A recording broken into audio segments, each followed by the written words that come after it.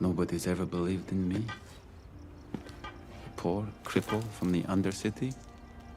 I was an outsider the moment I stepped foot in Piltover. I didn't have the benefits of a patron or a name. I simply believed in myself. I went into Arcane with zero knowledge of the game it's based on and no clue that there would be disabled characters. Needless to say, Arcane surprised me. Not only did the show introduce more than one disabled character from the very start, but they just kept adding to the lineup. Every disability was different and impacted characters of all ages and backgrounds. I loved seeing so much diverse disability representation on screen that reflected more of the diversity found in the real world. I was hooked from episode 1 and totally in love by episode 3. But when I reached the very end, as much as I had enjoyed both seasons, something wasn't sitting right with me. The visuals were, of course, stunning, the story was captivating, and the characters were unforgettable. But something about the way Arcane portrayed disability was unsettling to me. After rewatching the show, I think I've pinpointed where the problems arise. I adore characters like Jinx, Silco, and especially Victor. Wait a minute, it's into my bedroom? How could I have... But I believe that there are major issues with how their disabilities are portrayed. Each one invokes classic, harmful tropes that perpetuate negative stereotypes about people with disabilities. The rest of this video is intended to be good faith criticism, addressing both the good and the bad parts of Arcane's disabled characters. I don't necessarily want my critiques to take away from anyone's enjoyment of this show or these characters. I myself will continue to love them all. But I do think that it's necessary for all of us to be aware of the problems so that we don't allow ourselves to subconsciously project these stereotypes onto real disabled people, and so that we can ask for better disabled storytelling as more League of Legends projects are developed. Let's start with the side characters, since there is less to talk about with them.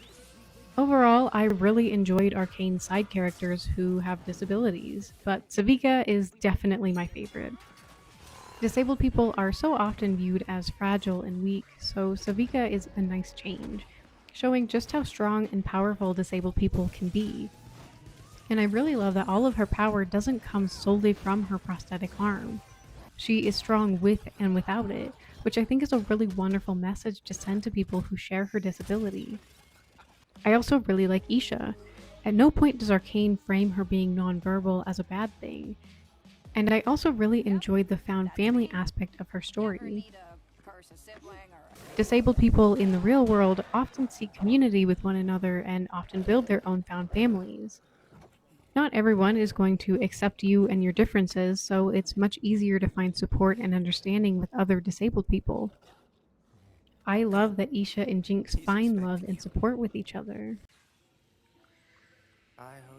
I think Counselor Sallow provides some important representation as well. After becoming paralyzed from the waist down in Jinx's attack, Sallow receives a kind of weekly shimmer treatment. I like this detail because many disabled people utilize therapies to help with their symptoms. Disabled people use things like physical therapy, massage therapy, acupuncture, and even talk therapy. The use of shimmer is also reminiscent of the medical use of marijuana. Sallow also starts using a wheelchair, which draws attention to the inaccessible built environment of Piltover. During the Memorial Massacre, Sallow has to be carried to safety, implying that the building he is in is too inaccessible for a quick evacuation in a wheelchair. This is not an unfamiliar situation for real-life wheelchair users to find themselves in during an emergency. In the council chamber, we watch Sallow's wheelchair drop painfully down each step, highlighting not just the lack of a ramp, but also implying that there has never been a wheelchair user in power before, because they certainly would have installed a ramp for themselves. In Arcane, only the wealthiest families get a seat on the council, which draws a familiar relationship between class and disability in Piltover that we also see in the real world. The disabled population appears to be concentrated in Zaun, where they receive no support and are forced to beg for help on the streets, or they are shunned to the harsh, dark outskirts of society. According to the United States National Council on Disability 2023 Progress Report, quote, although people with disabilities have higher costs of living due to disability-specific expenses and needs, people with disabilities consistently have poorer outcomes for employment, earnings, savings, and overall net wealth. Working age adults with disabilities remain employed at less than half the rate of people without disabilities and are twice as likely to live in poverty, end quote.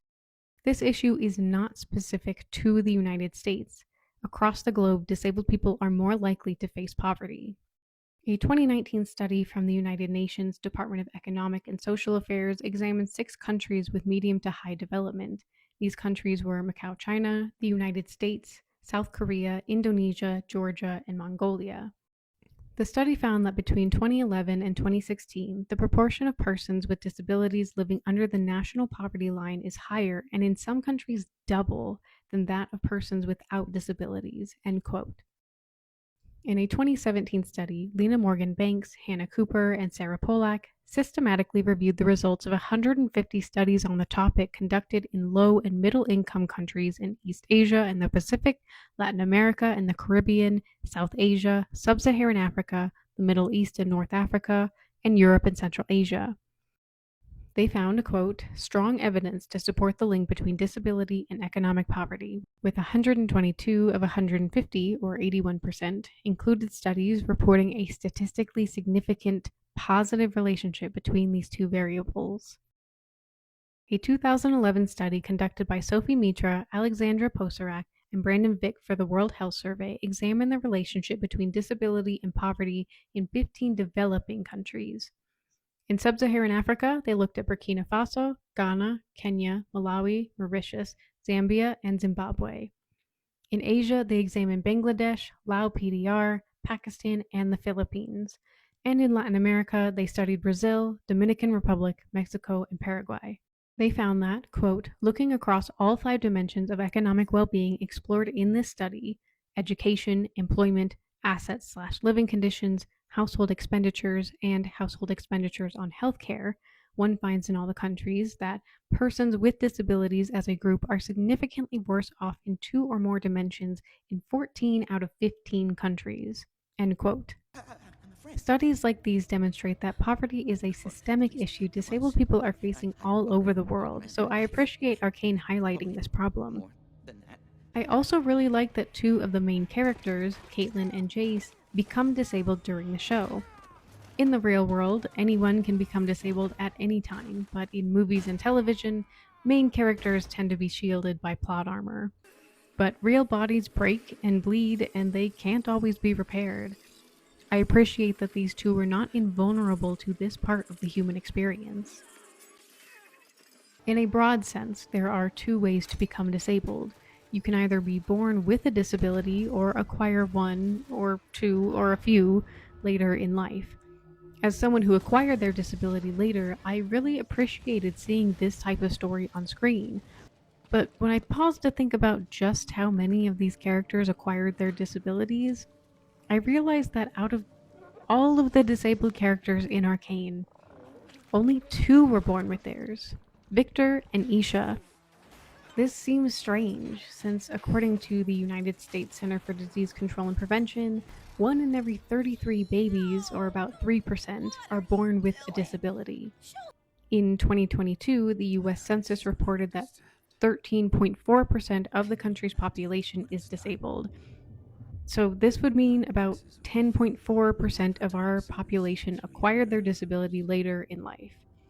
So if we are going along with my questionable math, then very roughly, amongst the US disabled population, 1 out of 4 disabled people are born with their disabilities, and 3 out of 4 disabled people acquire their disability later in life. Arcane is, of course, not required to reflect this ratio. But given these numbers, it does feel like the show heavily favors and validates people who acquire their disability over people who are born with it. I also realized that Savika, Finn, Caitlin, and I think Jace seem to be the only disabled people of color in Arcane, which also doesn't reflect real life. In 2021, the U.S. Census Bureau's survey of income and program participation collected data on the share of people with an activity-limiting health condition by race/Hispanic origin. The survey found that out of 5 categories, Asian, Black, Hispanic, White, and Other, 31.8% of Black respondents had a disability, and 42.9% of people who identified as an other race were disabled. In the middle, 27.4% of white participants had a disability, and at the bottom, 22.9% of Hispanic respondents and 17.2% of Asian respondents had a disability. Other studies have confirmed more broadly that Black Americans are more likely to be disabled. The National Disability Institute's 2016 study reports that, quote, 14% of African Americans of working age have a disability, compared with 11% of non-Hispanic whites, end quote. Another 2016 study conducted by Rashmi Goyat, Amy Vyas, and Usha Sambamurthy found that, quote, non-Hispanic African Americans were 1.5 times as likely as non-Hispanic whites to have severe disability, end quote. Per the U.S. Census, Savika, Finn, and Caitlin would all be grouped into the Asian category, Jace might be Hispanic, and the rest of our disabled characters would fall into the white category. Again, Arcane is certainly not obligated to accurately reflect real-life disability distribution, but it does feel like the show is favoring and validating disability amongst the groups who are significantly less likely to experience disability, instead of tackling some of the more harsh truths concerning the relationship between disability and race in the US. Beyond these uneven distributions of disability, there are many more cracks in Arcane's portrayal of disability, and the cracks become canyons when you start to analyze the characters of Jinx, Silco, Singed, and Victor. On the surface, Arcane looks like it had all of this really wonderful disability representation, but when you dive deeper, the show starts to feel more like the limited imaginings of what an able-bodied person thinks disability is like, also with limited considerations as to how race and gender add complexity to the topic. Since I've already addressed race, let's now jump into gender with Jinx. I can't lose you. Why did you leave me? Because you're a Jinx!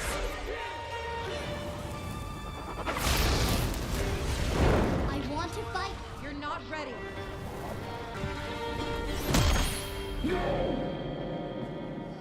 Jinx very quickly began to remind me of the mad superheroine from the world of comic books. I'm weak. Cynthia Bonnicum wrote an excellent senior thesis discussing this trope, and I'm linking it in the description. Her 2016 paper is open access, it's well written and well researched, so I highly encourage you to read it for yourself because I can't cover everything she discusses in this video. But I want to walk through some of the key ideas in Bonnicum's analysis because I think Jinx is another great case study to add to the conversation about this archetype. In her introduction, Bonnicum explains what this trope looks like. Quote, when I say that a superheroine is mad, I mean that her mind and behavior are positioned as other, chaotic, unknowable, and dangerous. Madness manifests itself in superheroines in many different ways. The mad superwoman may be traumatized or grief-stricken, repress her memories, engage in violence towards herself and others, display multiple personalities, suffer from depression or schizophrenia, hallucinate, show fits of rage, weep uncontrollably, be voraciously sexual, or be all of the above. However, her madness shows itself, and it's always visible. It is always framed as outside of the safe, normal realms of logic and rationality, end quote. Jinx displays nearly every one of these characteristics. Her trauma and grief are clearly portrayed. When we get glimpses into her mind, we can see repressed memories breaking through. She frequently engages in violence, endangering herself and others. Her fractured mind is portrayed as the two personalities of Powder and Jinx. We see her hallucinate and deal with uncontrollable rage and sadness in ways that seem outside of the realm of logic. The main exception is that she is not hypersexual. Bonnicum goes on to explain that the mad superheroine usually has a traumatic and violent origin story that fractures her mind and becomes the source of her power. Notably, trauma and violence in the origin stories of male characters does not have the same effect. Their psyches are not fractured and they are able to process their trauma. When a male hero takes on a superhero identity and thus takes on two identities, the character is still seen as one whole person, navigating between two coexisting personas in a healthy way. This is in contrast to women, who become overwhelmed by their trauma, are too fragile to process it, and have their minds split in two. For example, Clark Kent and Superman are considered sane, but Dr. Harleen Quinzel and Harley Quinn are not. Bonacom draws parallels to Shakespeare's Hamlet, where the shared trauma and experiences of Hamlet and Ophelia impacts them differently. She says, quote, Hamlet gets to be melancholic while Ophelia is mad, end quote. So not only does this trope exist outside of the world of comic books, but it also existed long before Marvel or DC ever popularized the comic book. We can see this gendered characterization play out in Arcane as well. Powder and Echo experienced the same trauma and the same loss, but while Jinx went mad, Echo was able to process his trauma and become a sane, functioning, contributing member of society. Bonacom argues that this trope is rooted in the patriarchal imagination. Quote, when I refer to the patriarchal imagination, I'm talking about the various fantasies and expectations with which men imagine women, and how these imaginings manifest on the page. I am not referring to the mind of any individual man, but rather the culturally constructed notion of masculinity and the most commonly recognized male anxieties, fantasies, etc. that comic books were written to appeal to. Because it was created largely by and for men, the comic book itself can be read as an extension of the male imagination, defined by its desires. Thus, a woman on the comic book page can be examined as a projection of the male psyche that wrote her into being. She exists in a male imaginary space. The options for what/who she can be are limited to what the patriarchal psyche can safely imagine her to be without putting itself in jeopardy, end quote. In the end, Bonacom says, quote, the mad superwoman is almost always depowered before she can actually usurp patriarchal dominance, end quote. Like comic books, the video game space is commonly a realm for the patriarchal imagination to play. This show was also co-created by two men, so it makes sense that given the patriarchal society we all live in, their life experiences may not provide them with the insight necessary to challenge or avoid the mad superheroine trope. And I know what you might be asking. What about Vi? She experienced the same trauma as Powder, but didn't become a mad superwoman, so the Arcane team actually does know how to subvert this trope. Except this is also a common addition to the mad superheroine trope. Having a sane sibling is often used to highlight and heighten the madness of the sister. Vi acts as a foil for Jinx. Bonacom gives the example of DC's Aurora and Northstar, as well as Kate and Elizabeth Kane. In this latter example, Bonacom suggests that it is Kate's more masculine nature that allows her to keep her sanity in the face of traumatic loss, in contrast to her sister who, quote, falls victim to the patriarchal law of the land, in which female comic book characters who show empowered femininity must also therefore be mad, end quote. Jinx is the more feminine sister while Vi is the more masculine one, so having Vi to contrast with Jinx only reinforces the gendered nature of her madness. Vi and Jinx aren't bad characters by any means, but they are perpetuating a trope that is harmful to both women and neurodivergent people because this difference is almost always framed as the source of evil. However, I think Arcane manages to rectify some of the damage in Season 2. Jinx's relationship with Isha demonstrates to the audience that Jinx isn't actually a bad person. She just has been villainized by everyone around her. But Isha accepts Jinx for who she is, madness and all. This validation helps Jinx to stop villainizing herself and give herself permission to become the hero that Isha knows she can be. Much of what has historically been considered madness, we now understand to be neurodivergence. The great part about this arc for Jinx is that through it all, she still has her psychosis. This shows the audience that her neurodivergence does not make her a villain, but rather her neurodivergence is just one part of who she is, and with it, she can be just as much of a hero as any other neurotypical character in Arcane. Throughout both seasons, Arcane's animators do an amazing job giving the audience a glimpse into Jinx's mind.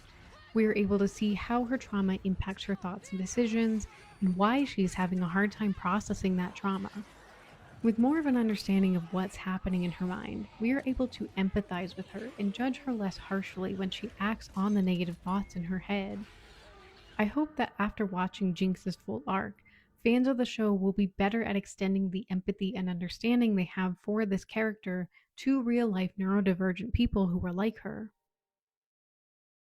Now his accomplice is asking questions about you. And that's not a risk I'm willing to take. For most of his time on screen, Silco fits easily into the disfigured villain trope. When analyzing Silco's role in the story, it is again useful to draw comparisons to comic books and supervillain stories that continue to influence modern media. As Jose Alanis wrote in his book, Death, Disability, and the Superhero, virtually all supervillains of the Silver Age and after, even more so than their heroic counterparts, come off as blatant caricatures. Cackling, hand-rubbing megalomaniacs uniformly bent on world domination, often mishapen in some way, motivated exclusively by power lust and/or greed. Moreover, supervillains, following the Gothic tradition of revealing the inner deformity of the soul through the disfigurement or spectacular otherness of the body, simplistically reify the ableist reader's unconscious anxieties and prejudices regarding difference. End quote. In other words, disability and disfigurement have become an easy way to tell your audience a character is evil and make them seem even scarier. This concept clearly isn't new. Some well-known pop culture examples include Scar, Darth Vader, Voldemort, and going even farther back, Frankenstein's monster comes to mind. Some disfigured villains, like Vader and the monster, are not considered all bad within their stories, but their physical appearances remain a tool to signal their moral failure. Disability as a mark of moral failing and evil can even be found throughout the Christian Bible. In the Old Testament, God shows great disdain for disability and uses it as punishment for those who sin. For example, when speaking to Moses in Leviticus chapter 21, verses 16 through 23, God tells him that all disabled people are less than holy, so they are not to go anywhere near his altar because they will, quote, desecrate my sanctuary, end quote. Later on in 2 Chronicles chapter 26, verses 16 through 21, God curses King Uzziah with leprosy as punishment for disobeying the altar rules. These ideas continue into the New Testament. In Mark chapter 2, verses 1 through 12, Jesus forgives a paralyzed man of his sins, which then allows him to walk, indicating that his sin is why he became paralyzed. In John chapter 5, verses 1 through 15, while at the pool of Bethesda, Jesus heals another man who couldn't walk and implies that he was disabled because he sinned, and tells the man that if he doesn't stop sinning, something worse might happen to him. There are many more instances throughout the Old and New Testaments where disability signifies moral impurity and evil. Regardless of whether you see these stories as true or fictional, either way they still demonstrate that this specific disability trope has existed for thousands of years, both within the societies that these stories are about and perpetuated into modern societies as the stories continue to be shared and retold. I bring up the Christian faith because the show itself also likes to invoke it. The song used for the title credits makes several references to religion and specifically Christianity. Ready. Your words up on the wall as you're praying for my phone and the laughter in the Okay, I'm hoping that somebody pray for me. I'm praying that somebody hope for me. I'm staying where nobody supposed to be. my enemy. I swear I'll never be the same, no way. My enemy. I've got a new one for you.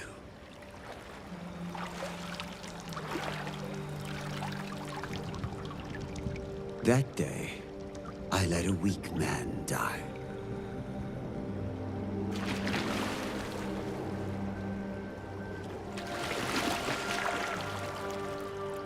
And another was reborn. Silco also utilizes the concept of rebirth through baptism when talking about his own life and the baptism of his daughter, encouraging her to leave her old life as powder behind and be fully reborn as just Jinx. Christianity becomes even more apparent first in Victor's transformation into a Jesus-like figure who can heal the sick, and then in his final transformation into a full-on, ineffable god-like figure. But I'll come back to Victor later. Christianity has very black and white morality. There is God and Satan, angels and demons, good and evil, purity and sin. This binary morality, while not Christian specific, is perpetuated in the United States through the popularity of the religion, along with its ideas about disability.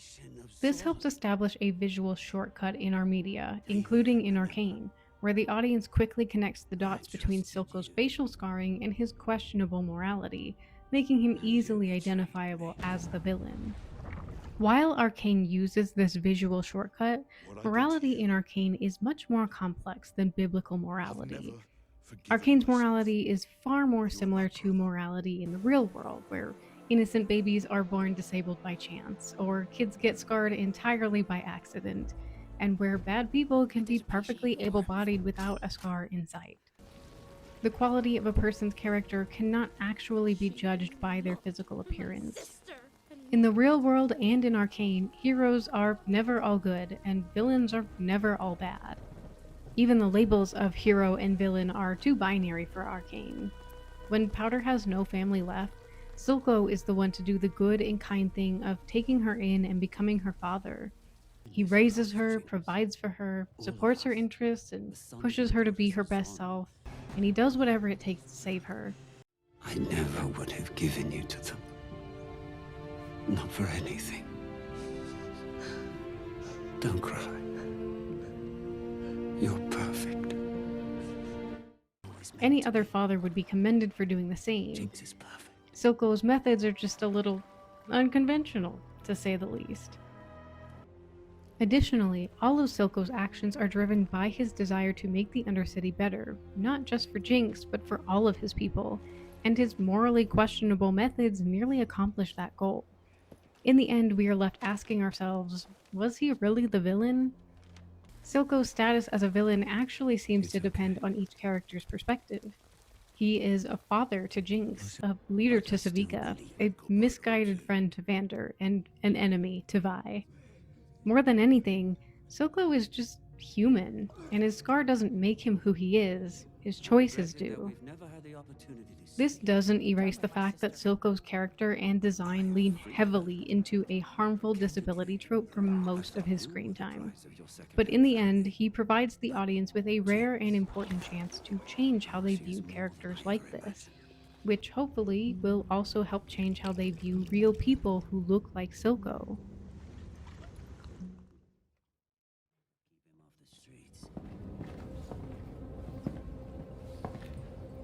Our timeline has moved up. It's almost ready. Corin Revik, better known as Singed, is treated very similarly to Silco by the story.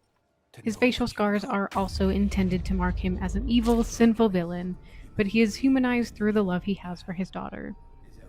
I understand that his name must have come from the video game, but naming a character Singed because they have burn scars is just so wrong.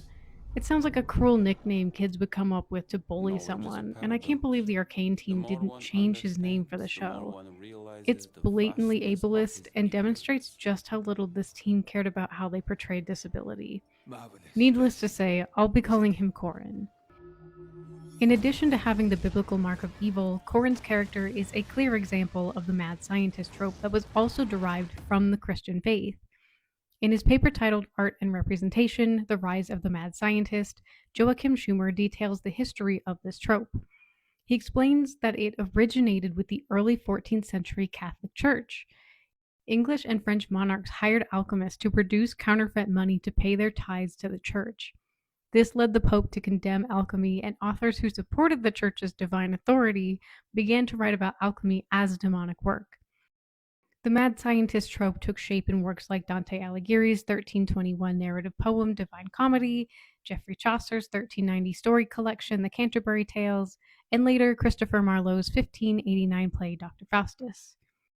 These books and their illustrators developed the image of the obsessive alchemist working long hours in his lab surrounded by alchemical apparatuses. Over time, the mad alchemist evolved into the 19th century's mad scientist. Schumer says that, quote, like his precursor, the standard mad scientist is obsessed with some chemical project, secludes himself in the laboratory, works day and night, and becomes socially isolated. As a rule, he is a male chemist, amateur or professional, or a physician turned to chemical research, and his laboratory is largely equipped with the stuff of the mad alchemist. His goal might still be gold making, but it could also be creating diamonds, elixirs for longevity, antidotes to poisons, new medicines, artificial life, or other things of public fascination, generally forms of material perfection according to widely shared values. He might still be guided by selfish motives, but usually he works in the name of science, seeks scientific fame for his accomplishments, and most often does it for the betterment of humanity. However, in all standard mad scientist stories, the desired goals, once achieved, turn into evil by some unforeseen consequences or by accident. Mary Shelley's 1818 novel Frankenstein, Robert Louis Stevenson's 1886 novella Strange Case of Dr. Jekyll and Mr. Hyde, and H.G. Wells's 1897 novel The Invisible Man include some of the most well-known 19th century examples of this trope. 19th century authors largely remain conservative Christians, and these sciences threaten their religious views. As Schumer explains, quote, both chemistry and physiology established laboratory experimentation as a new style of scientific research that no longer depended on received metaphysical or religious foundations, end quote. The mad scientist trope became a way for authors to express fears about separating science from God and mark these sciences as morally deficient, since in their eyes, the Bible is the basis of morality. They portrayed their mad scientists as atheists, full of pride, who are willing to commit heinous acts as they try to play God, just like Satan did. And like Satan, there must be consequences for such immoral actions. Even for non-religious authors, these sciences challenged accepted metaphysical views about the nature of reality and human existence, and therefore also challenged their understandings of morality. After the invention of the motion picture, the mad scientist quickly made his transition to the silver screen, with Frankenstein adapted in 1908 and Dr. Jekyll and Mr. Hyde following in 1910. The trope has been around ever since, evolving as each storyteller puts their own twist on the trope. Today there are numerous variations of the mad scientist across a wide range of genres. For example, Marvel's Bruce Banner and his alter ego, the Hulk, take clear inspiration from Dr. Jekyll and Mr. Hyde, just with a superhero gamma ray twist. More and more, I see the mad scientist as being reinterpreted as a mad inventor, such as in the 1986 horror film The Fly, or in the case of supervillains like Doc Ock in Spider-Man 2 from 2004. Variants of this trope can even be found in kids' media. The 2009 movie Cloudy with a Chance of Meatballs comes to mind. More recently, in a nod to both Dr. Jekyll and Mr. Hyde and mad alchemist Cagliostro from Alexander Dumas' 1846 Memoirs of a Physician, Marvel's 2021 series What If transforms Doctor Strange into a mad sorcerer. You've probably noticed that the madness of the mad scientist and his variants is quite different from that of the mad superheroine. This masculine version of madness is often not about trauma or about the fracturing of the mind, but is instead about obsession and a disregard for accepted standards of morality. In our modern sense of the term, this doesn't actually make the mad scientist neurodivergent. Any neurotypical person can be an atheist or become obsessed with a science project. But this trope does overlap with disability in some cases. Sometimes the mad scientist is driven mad in the same way that women are portrayed to go mad. Disability or disfigurement can be a consequence for the mad scientist's actions, like it is for Corin. Also, like Corin, the mad scientist might be looking for a cure for a disease, or even death itself. In these ways, the mad scientist trope becomes a tool to spread further misinformation and stigma about disability and neurodivergence. When an experiment gone wrong leads the scientist to go mad or disfigures the scientist in some way, neurodivergence and disability are framed as a consequence of moral failing. But again, this isn't how the world works. Neurodivergence and disability have nothing to do with how well a real person upholds societal standards of morality. The mad scientist trope also frames trying to cure disease and disability as a noble cause, even if the scientist's methods are questionable. This only perpetuates the ableist idea that there is something wrong with having a disabled body and that disabilities should be cured. This outdated idea goes against the actual beliefs of the disabled community, where many people feel that our disabled bodies don't need to be cured, but rather the societies we live in need to change to accommodate our disabled bodies. We are not limited by our bodies, but by the inaccessible environments, institutions, and systems we live with. The Arcane team never does anything with Corrin's character to challenge these harmful ideas. They just use him to perpetuate the harmful, outdated ideas that 1. It's okay to give disabled people mean nicknames. 2. Disabled people are disabled because they are bad, immoral people. And 3. Disabilities need to be cured. For these reasons, Corrin is Arcane's worst disabled character in my opinion. However, Corrin is not the only character that Arcane uses the mad scientist trope for. They also use it for Victor. No. Evolution has a destination. Not to combat nature, but to supersede it. The final, glorious evolution. Before I can talk about Victor as a character, his mobility aids have to be addressed. In Season 1, Victor relies on a cane and then a crutch to stabilize himself and take the weight off of his right leg. And in nearly every scene, he is using his mobility aid wrong. You are supposed to use a cane on the opposite side of the leg that needs support, and as part of your natural stride, swing the cane forward only as far as your foot goes. Otherwise, you can actually cause more damage. So Victor would want to hold his cane in his left hand and swing it forward when he takes a step with his right leg. We see as a child he holds his cane in his right hand and swings it forward with his right leg, which can cause discomfort, pain, and even further injury. This also doesn't provide him with the best support for his right leg. When he walks across the rocks in the cave, for one step he swings the cane forward with his left leg, which is the correct motion, but then his right leg isn't getting any support. As an adult, Victor continues to hold his cane on the right side of his body. When he switches to a crutch, he actually does hold it on the left side of his body, which is a big improvement. Except in nearly every scene, he swings his crutch forward when he takes a step with his left leg. So then his right leg is again not getting any support. It just defeats the purpose of even having this mobility aid. I found only this one moment where he actually uses the crutch correctly for a couple steps. From an in-world perspective, it just seems like Victor would have figured out the correct way to use a cane and a crutch even if no one showed him. He is someone who tests different possibilities until he figures out what works. And from an outside perspective, there is so much detail that went into the Arcane animation, and it's genuinely surprising that the animators didn't get this right. It feels like they didn't consult a cane or crutch user, they didn't try out these mobility aids for themselves, and they didn't even try a quick Google or YouTube search, because any of these options would have quickly shown them how to animate his walk correctly. How am I dangerous? When I got my first cane, I didn't know how to walk with it. I just started trying it out in the hallway in my home to see what felt right. I tried right arm with right leg and left arm with left leg, but when I tried left arm with right leg and right arm with left leg, my walk started to feel right. Then I watched a short YouTube video that taught me how to adjust my cane to the right height and showed me the correct distance to swing my cane forward, and of course to hold my cane on the opposite side of the leg that hurts. When all of these pieces came together, I walked more naturally and with less pain than I had since the day I became disabled. It was the first time in my life that I actually cried happy tears. Before my cane, I couldn't walk or stand for more than a few minutes. Now, with just my cane alone, that time has increased to about half an hour. With my cane and my special shoes, I can be on my feet for 2, even 3 hours on a good day.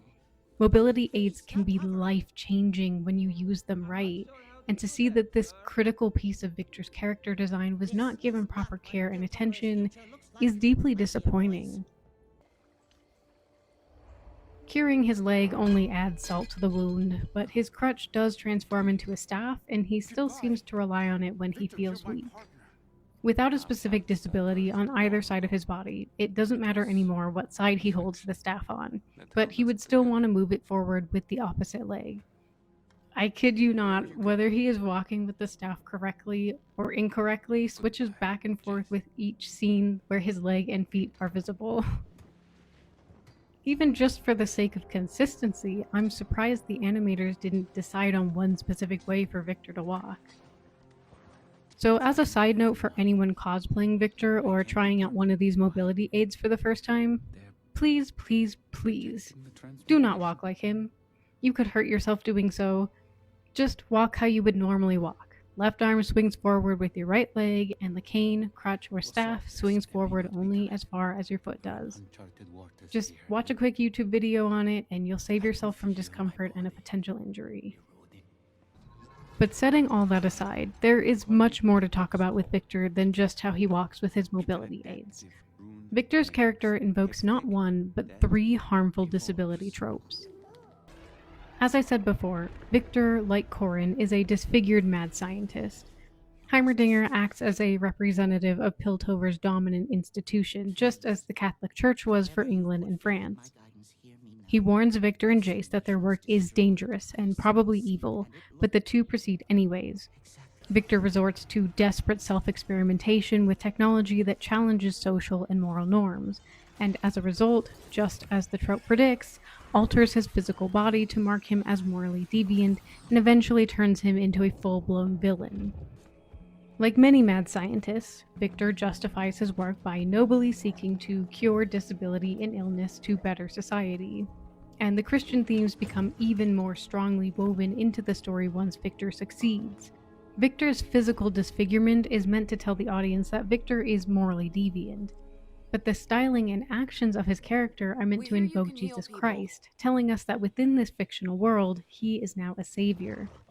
White Jesus is often depicted as having wavy, shoulder-length hair and wearing a flowing robe.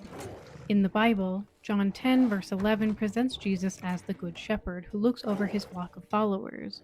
This has become a popular depiction of Jesus. He is sometimes illustrated with a shepherd's staff in hand, which Victor's staff invokes as he becomes a leader for the commune. As I mentioned previously, Jesus was frequently shown in the Bible forgiving people of their sins and then curing them of their disabilities, just as Victor does for the members of his commune. Huck and Vander are the main members of the commune that we get to know, and we are aware that they have both hurt people, which makes them sinners. But like Jesus, Victor doesn't judge them. He heals them and gives them a second chance, and then allows them to live in his perfect utopian commune that is reminiscent of how heaven is imagined to be by the Christian faith. But this is where Victor's character invokes a second harmful disability trope, curing the disabled character. Not only does Victor cure himself, but he seems to cure the entire disabled population of Zon. Movies, TV shows, and especially the Bible always frame this as an amazing, wonderful thing. But again, that's not how the disabled community feels about this trope. The disability rights movement argues that disabilities don't need to be cured. Instead, they should be accepted, celebrated, and accommodated. Disabled bodies are not bad. They're just different. The only reason we think that using a cane or having facial scars is bad is because able-bodied people keep telling us that it is. But when you end up with a physical difference, many disabled people find that we don't really have a problem with it. It's just a part of who we are. Everyone else just seems to be uncomfortable with it. I've had people tell me that they would never want to use a cane like I do, or that they are so sorry that I have to use one. But I really don't see the problem with carrying around a little stick that helps me walk. Since I started using one, I've been collecting canes in different colors to match my outfits. I even have a lightsaber cane now, so to me, it's become a fun fashion accessory that makes every day a little less painful.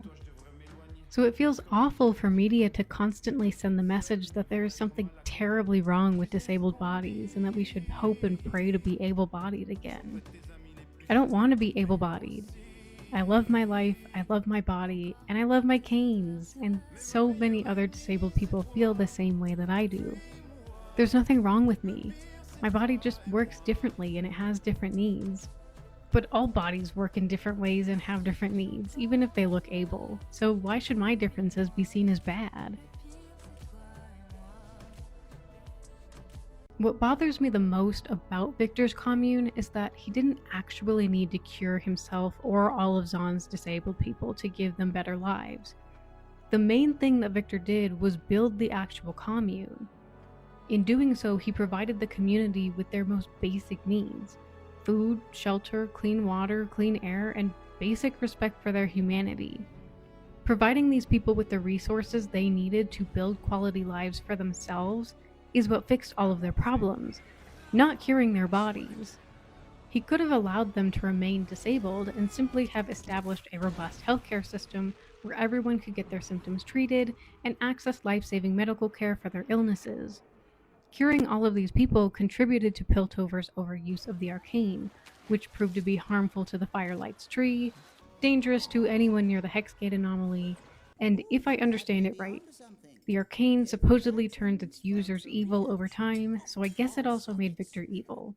Of mages many times, but so often they turn to horrors. I'd always presumed it was due to mankind's turbulent relationship with power, but perhaps it is a property of the arcane itself.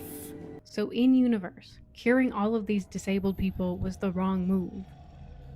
The model for what Victor's commune should have been has actually existed since the 1970s. Ed Roberts is credited with starting the disability rights movement in the late 1960s at the University of California, Berkeley. He believed in self-determination for disabled people through community. In 1972, he established the first Center for Independent Living, or CIL, in Berkeley. These centers were intended to be run by and serve disabled people. As Richard K. Scott explained in his 1989 article, Politics and Policy in the History of the Disability Rights Movement, there is, quote, a network of hundreds of centers providing support services for disabled people living in the community and controlled by disabled consumers. Independent living centers provide a range of services, which may include wheelchair repair and ramp construction, screening and training personal attendants, information and referral on accessible housing and employment, and peer counseling and political advocacy, end quote. While definitely not communes, CILs provide disabled people with spaces where they can find community, support, and resources to build the lives they want for themselves. Today, there are still hundreds of CILs across the United States.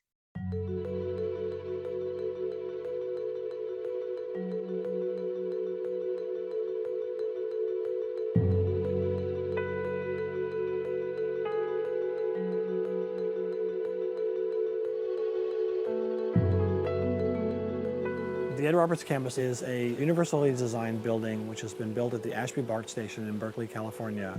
It was designed to be a memorial to the life of Ed Roberts, who was an early leader of the independent living movement. It brings together disability services and creates a center that is a resource for everybody within the community. Ed Roberts campus is kind of an example of what we can do when we work together. This building expresses the idea that good design is fundamentally a social justice issue. Everyone deserves the right to a dignified and inspiring place to live and work. For people with disabilities, the barriers in the built environment have always been a problem. Thinking about the universal design and really the goals that we were trying to achieve made me realize how important architecture and design is to full inclusion for all people.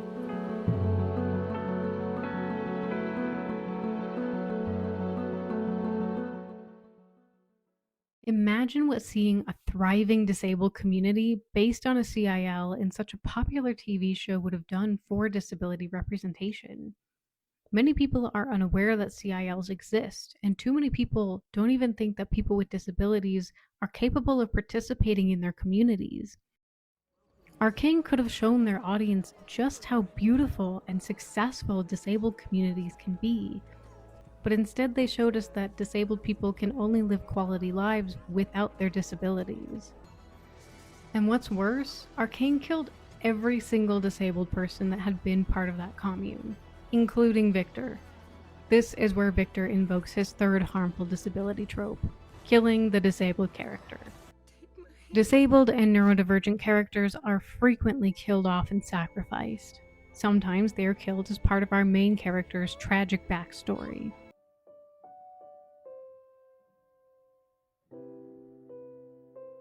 Sometimes they are killed to elicit a greater emotional response from the audience. This often happens when a side character is given a disability to make the audience or even the characters in the story feel sorry for them. Killing these characters makes the main able-bodied character sad, so the audience is sad for their loss. Other times they are killed because the piece of media sees disabled lives as less valuable and therefore prioritizes keeping around the able-bodied characters. The show or movie may want the emotional moment that death brings, but they don't want to actually lose anyone important, so they kill the disabled or neurodivergent character. I think it's my year, Anderson. I think it's finally my year. This trope sends the message that it's better to be dead than disabled. Death is treated as the compassionate choice that puts disabled characters out of their misery. So you can't go. You can't leave me. I wanna go. Please. You're my only family. Oh, fuck off, you twat. Victor joins a long line of dead disabled characters who were needlessly sacrificed by their stories. And what's worse, they made Jace disabled before they sacrificed him too. If they had killed Jace while he was still able-bodied, it would have put Victor and Jace on more equal grounds.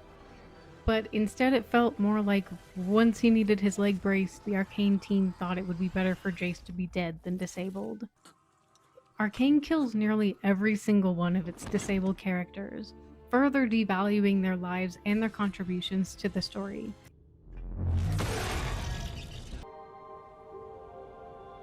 The only disabled characters who make it to the end are Savika, Corin, and Caitlin.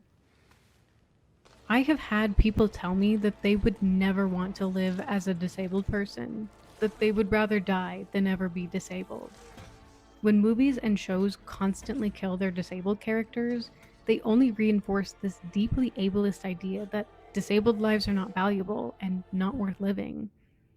And this mindset has seeped into our healthcare system that so often refuses to help disabled people survive, and into our political systems that refuse to provide disabled people with enough resources, and into our economic systems that don't provide enough opportunities to people who can't work as hard or as long as the capitalist machine demands them to. And Victor recognizes these same problems in Piltover, but because of his own internalized ableism, he believes that the solution was to change people's bodies, when the real glorious evolution would have been to change the societies around them. Piltover needed to stop neglecting their disabled population, to provide them with resources to live quality lives, and to prioritize healthcare and medical research for their citizens. Our world also tells us that the solution to our problems as people with disabilities is to try to change our bodies to meet some ill-defined standard norm of ableness. But if you ask me, the norm is disabled. For example, as of 2023, out of the 8 billion people on the planet, over 4 billion wear glasses. As of 2022, it is estimated that 30 to 40% of the world's population have allergies. As of 2019, 1 out of every 8 people in the world are neurodivergent. We all collect scars throughout our lives, and any older person will tell you that their body doesn't work the same way it did when they were younger. When we look at it this way, disabled people are not a minority, but actually the global majority. So instead of allowing the world to prioritize and cater to able-bodied people, we should change the world so that it accepts and accommodates every single person's disability, chronic illness, neurodivergence, and any other kind of bodily difference. Arcane had the chance to challenge the ableist norms of our society through Victor and show its audience what this societal evolution could look like and how it would help disabled people. But instead, the show chose to use their main disabled character to reinforce the ideas that disability is a mark of evil, that disabled bodies need to be cured, and if they can't be cured, they should be killed. The combination of all 3 of these incredibly harmful disability tropes into one character should make Victor truly one of the worst pieces of disability representation ever seen on screen. And yet, there are still parts of Victor's character that resonate with me as a disabled person and felt true to my lived experience. I like this moment where Victor is standing at the chalkboard without his cane. Cane users don't always need their canes in every single moment of their life. I use mine whenever I go out into the world, but I feel comfortable setting it aside when I'm in a small, familiar space with somewhere to sit nearby, like my home or my office. I also love and hate this moment where Mel is discussing building weapons with Hextech, and as the conversation develops, she starts to exclude Victor from it. I have been in situations where I had to sit while everyone else stood around me, and the simple height difference led to me being excluded from the conversation as it went on. I have also been in situations where a person preferred to talk to the able-bodied person that's with me instead of talking directly to me. This scene, and especially Mel's subtle ableism, were painfully relatable. On a deeper level, I could very much relate to how Victor thought about his disability. When I first became disabled at the age of 18, I just wanted answers, and I wanted a cure. I wanted somebody to fix my body as soon as possible so that I could get back to my able-bodied life.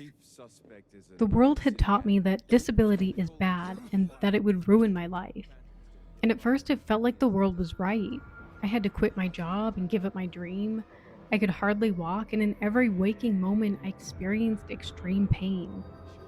All of the doctor's visits, MRIs, x-rays, and lab work started to feel like hell on earth.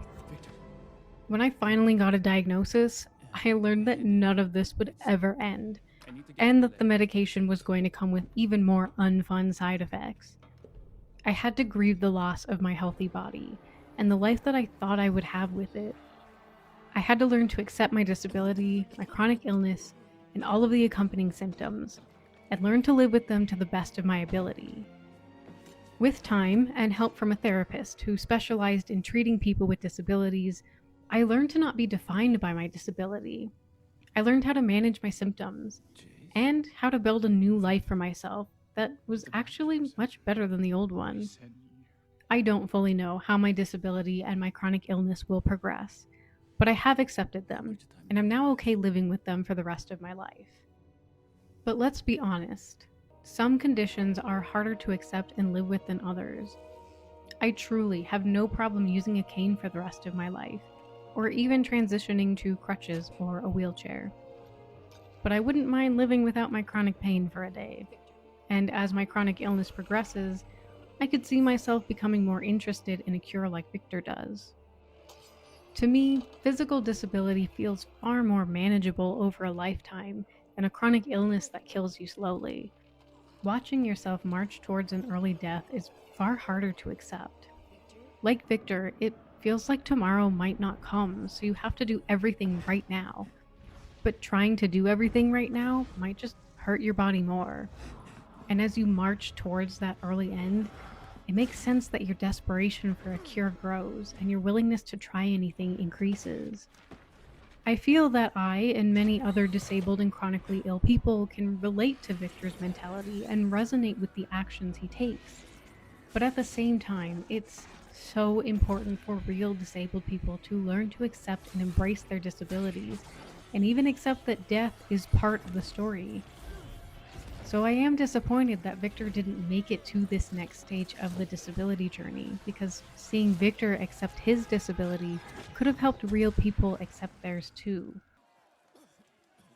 Beyond how Victor feels about his own body, I also relate to the way that his work is driven by his desire to help other disabled people.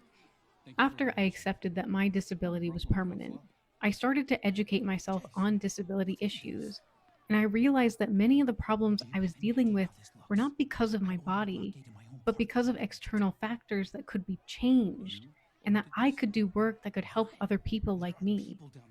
I started to focus my university studies on disability issues. I tried to become an advocate, and I started creating educational resources like these video essays, and I've tried to become the representation I want to see in my online communities. I'd like to become more politically active over the next few years and put more energy into fighting for the rights of my disabled community. Understanding the disabled experience and wanting to do what I can to make things better for us drives me in the same way it does Victor, so his mentality makes sense to me and feels very accurate. You've always wanted to cure what you thought were weaknesses.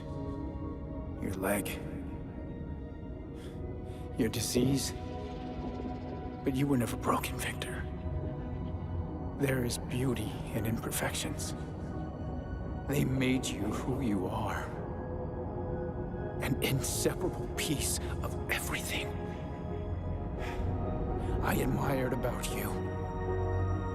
And at the very end, I also think that this moment between Victor and Jace actually sends a positive message about disability that I wish the whole season had been more focused on sending. But it's definitely better late than never. Overall, in my opinion, Victor feels like what an able-bodied person would imagine disability to feel like. And they definitely got some of it right. Victor's character accurately captures some specific disabled experiences, and some of the pain, loss, and desperation that comes with disability and chronic illness, as well as the desire to help others like you. I hope watching Victor allows viewers to gain some understanding of what it's like to be disabled, and that the empathy they extend to him could also be extended to real people like him, to people like me. However, I worry that this empathy can devolve into pity because the show failed to let Victor accept his disability and demonstrate to the audience that a disabled life is not worse than an able-bodied one. It just comes with a unique set of challenges. Disabled people do not want your pity. We want you to accept our differences. We want you to see us as equal human beings, and we want you to help us reshape the world into one that benefits each and every one of us. I appreciate Victor portraying parts of my lived disabled experience, but Arcane used him to send the deeply harmful messages that 1. Disabled people are morally corrupt, 2. Disabilities need to be cured, and 3. That disabled lives are not worth living. When I first saw Victor, I was so excited to see a young character using a cane, but in the end, I couldn't help but feel disappointed. He could have been incredible. There are certainly parts to love, but too often the show chose to lean into harmful tropes that only reinforce ableist ideas about real people like Victor. I love him as a character, but I cannot love him as disability representation. In the pursuit of great, we fail to do good. We have to make it right. In conclusion, the disability representation in Arcane is mostly terrible and occasionally good. While the side characters are pretty good, the show is biased towards certain presentations of disability over others. Namely, the show prefers people with lighter skin who acquire their disabilities later in life. Additionally, for most of the show's runtime, its core disabled characters are villains that fall right into standard harmful tropes. Jinx is the mad superheroine, Silco is the disfigured face of evil, Corrin is the disfigured mad scientist trying to cure disability, disease, and death, and Victor is also a disfigured mad scientist trying to cure disability, as well as a disabled sacrifice, along with the rest of the disabled cast. And yet, there are beautiful moments where Arcane captures some truth about the disabled experience and encourages empathy and understanding for disabled people. Unfortunately for Arcane, its few moments of good representation are not enough. Some of the bigger franchises are starting to hit their stride with disability representation, telling compelling stories with characters that represent the community well. It is now 2025. It is unacceptable for storytellers to still be regurgitating terrible, harmful disability stereotypes. With apparent plans for more animated projects, League of Legends seems to want to stick around and be the next big thing. But they're going to have to do better if they want the disabled community to support their projects. We will not accept subpar representation from League of Legends for long when we can now find better stories elsewhere. Stories that are actually listening to us, including us, and sharing our perspectives with their audiences. Oh, look! Oh, that's not bad. Wheelchair accessible. At last! You finally caught up with the 21st century! I sincerely hope that Arcane is only an unfortunate starting place for the League of Legends TV universe, and that Riot Games learns from its failures here in order to develop better, more accurate disability representation in the future. Not only can better representation improve their overall storytelling, but it can also help create real change in the world by challenging ableism and educating their audience on disabled perspectives. Now, wouldn't that be a glorious evolution? It's not enough to give people what they need to survive. You have to give them what they need to live. How close or far? The answer is very close. Okay. Hello there. Thank you for watching until the end of my video. I know it has been a couple years since I have posted. I have been hung up working on a Guardians of the Galaxy video essay since Volume 3 came out. But when Arcane came out, I knew I wanted to talk about it, and I wanted to talk about it while it was still relevant. So I think I'm gonna release the Guardians essay around the anniversary of the third film. I have been working on some other video essays off and on at the same time. I've been working on a part 3 for my Star Wars series because I really want to talk about the Bad Batch and now Skeleton Crew as well, because that is really good so far. And I've also been working on some other Marvel ones, mostly Moon Knight and Hawkeye, but there's a lot to talk about with the MCU. I want to make more video essays this year. I'm hoping to release all of those this year. I think that education is really critical to fighting ableism and creating more accepting spaces, and also just encouraging people to vote for the policies that help our community. So I just want my videos to be part of the larger conversation about disability in media, because media is so influential on the way that we view real disabled people.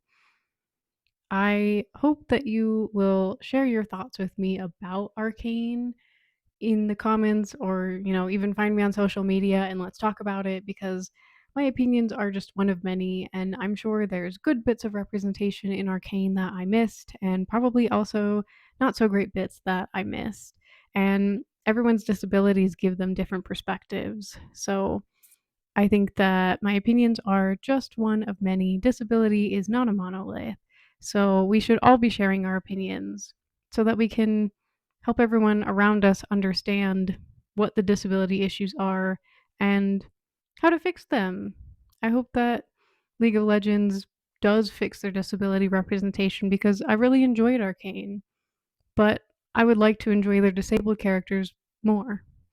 Anyways, I hope that you have a good rest of your day, and you should read my sources, because I think they should all be open access, and the book should be available through your public library.